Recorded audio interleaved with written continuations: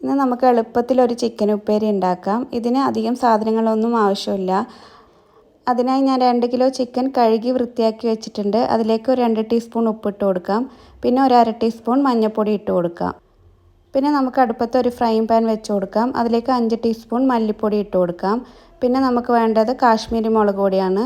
ഞാൻ 5-6 ടീസ്പൂൺ ഇട്ട് കൊടുക്കുന്നുണ്ട്. അത് നല്ലോണം ഒന്ന് ചൂടാക്കി എടുക്കാം.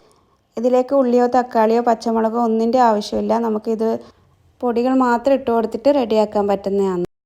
പൊടികളുടെ പച്ചമണം മാറുന്ന വരെ ഒന്ന് വഴറ്റി കൊടുക്കാം. ഇതെല്ലാം ചിക്കനിലേക്ക് ഇട്ട് കൊടുത്തിട്ട് നമുക്ക് നല്ലോണം ഒന്ന് മിക്സ് ചെയ്തെടുക്കാം. പിന്നെ ഒരു 10-15 മിനിറ്റ് വരെ നമുക്കിത് മാറ്റി വെക്കാം. ഇങ്ങനെ ചിക്കനിലേക്ക് ആദ്യം തന്നെ പൊടികളും ഉപ്പെല്ലാം ചേർത്ത് നല്ലോണം മിക്സ് ചെയ്തെടുത്താൽ അതിലേക്ക് നല്ലോണം മസാലയെല്ലാം പിടിക്കും.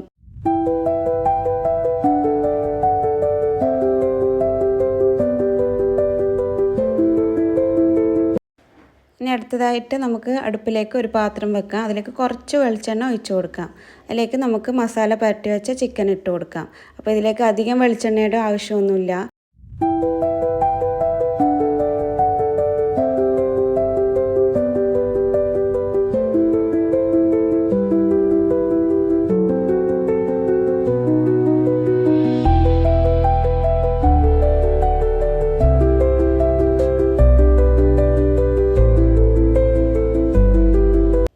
അതിനുശേഷം നമുക്കൊരു 1/2 ഗ്ലാസ് വെള്ളം ഒഴിച്ചിട്ട് ചിക്കൻ അടച്ചു വെച്ചിട്ട് നല്ലോണം ഒന്ന് വേവിച്ചെടുക്കാം.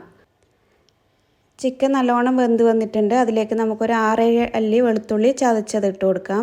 പിന്നെ കുറച്ച് തേങ്ങയാണ് അവസാനമായിട്ട് ഇട്ട് കൊടുക്കുന്നത്. അതും കൂടി ഇട്ട് കൊടുത്തിട്ട് നല്ലോണം ഒന്ന് മിക്സ് ചെയ്തെടുക്കാം. ഇപ്പോൾ നമ്മൾ അടിപൊളി ടേസ്റ്റുള്ള ചിക്കൻ ഉപ്പേരി ഇവിടെ റെഡി ആയിട്ടുണ്ട്. ഇതെല്ലാവരും ഒന്ന് ഉണ്ടാക്കി നോക്കണം. നിങ്ങൾക്ക് തീർച്ചയായും ഇത് ഇഷ്ടപ്പെടും. എന്നിട്ട് എല്ലാവരും ഒന്ന് അഭിപ്രായം പറയണേ.